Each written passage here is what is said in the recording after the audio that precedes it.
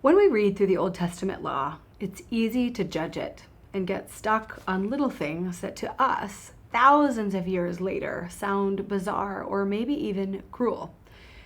Today's reading is one of those days. It's Deuteronomy 16:18 through 17:20.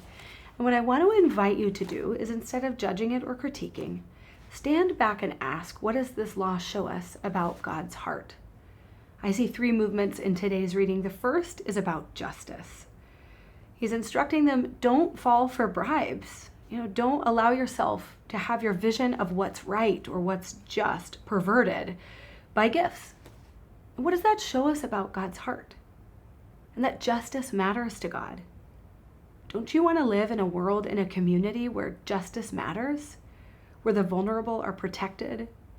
Where those who are doing wrong are not shielded from their consequences because they're offering favors? I do. The second part of this passage is about purging evil from the community. That's a phrase that shows up several times, purging evil, and we see it when people are put to death for various offenses. And that's hard to grapple with today, and I don't think you can make a one-to-one comparison with the modern death penalty. But when you think about what God is doing with Israel, they're sort of in an incubator. I mean, God has rescued these people from generational slavery in one of the world's largest empires, and he's forming them into the wilderness into a new kind of community. It's almost like they're in quarantine. And so any speck of evil or infidelity or injustice has to be rooted out for this fragile infant community to grow, to be hardy and strong, to carry out their mission for God in the world. So if you notice in these verses, it's actually not that God is vengeful and punitive. Think about this. In 17, verse 6, on the evidence of 2 witnesses or 3 witnesses, the one who is to die shall be put to death. A person shall not be put to death on the evidence of 1 witness. Which shows that this is actually serious to the people. You can't just willy-nilly put someone to death, but if there's a serious conviction happening, then what happens? This is fascinating to me. The hand of the witnesses shall be the first against him to put him to death, and afterward the hand of all the people.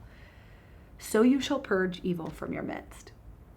You think about what that does to a community to have to end the life of one of their community members. I mean, that's a searing experience. This isn't about God being bloodthirsty or, vengeful, but it is about preserving and protecting the integrity of this fragile nation who is on mission to share the light and the love of God with the world, as reflected through their justice, through their goodness, through their righteousness. Here's the last movement of today's reading. It's about a king. God anticipates that Israel will want a human king like all the other nations.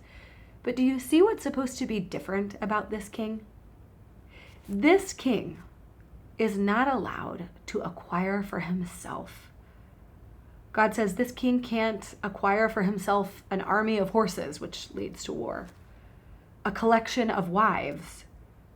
You can't acquire silver or gold. In other words, your king's going to look really different than the rest of the world's kings. You know what your king's going to acquire? A heart for God. Your king is going to study and meditate on God's law and lead his people in light of this command. Now, obviously, we know, because we know the story of David, for one, and he was one of the good kings.